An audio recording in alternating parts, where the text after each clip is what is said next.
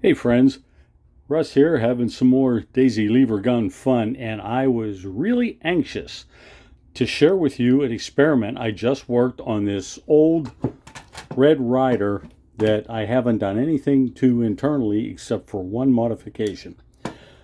See, I started thinking, everybody takes the air tubes for granted. This little job right here,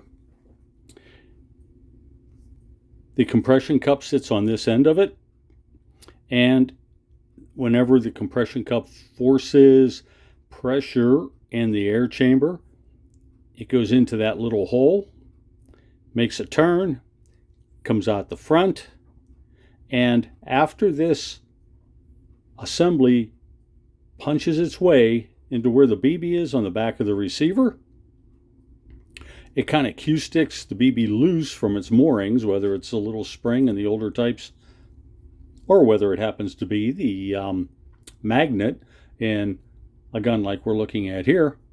Once it breaks it loose, that air pressure continues behind it, forces it out the shot tube, through the muzzle of the gun, and hopefully onto your target. There have been modifications to this. People trying to get more of the air pressure through this little tube. So sometimes they'll bore out the inside of this, and of course there's not a whole lot of meat to work with there, but anything you can get is a bonus.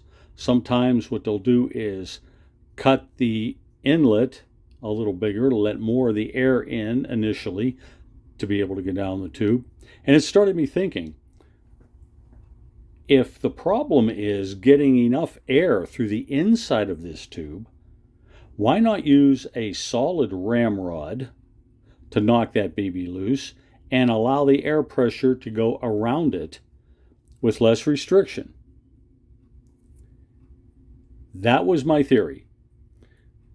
Using a thinner piece of wire, hammering this back, making a hole in there so that we can still put a retaining pin, and using a thin piece of wire, hopefully we'll be able to get more air around the ramrod rather than through the center of it. So I took this old gun, and it's greasy inside. It hasn't been cleaned. I can't even tell you where I got this thing. But it was registering on my chronograph anywhere from 280s up to 295, I think was the top, which seemed pretty good. So I'm going to show you what I did inside of here. I'm going to take this apart. Give me a second. And I know I'm a little dirty, and my workshop's a little dirty, and my hands are greasy, but that's because I just got done with this experiment, and I'm real anxious to tell you about it. So let me show you what it looks like inside.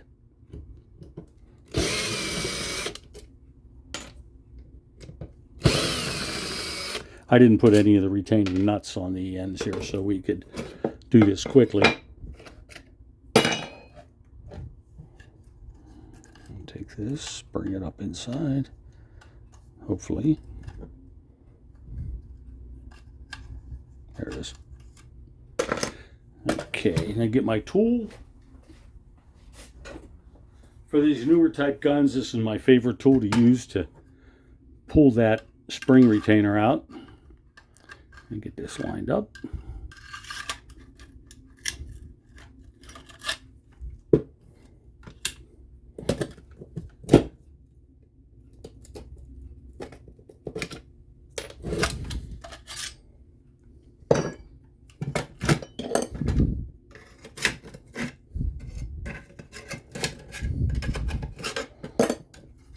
And here's the assembly.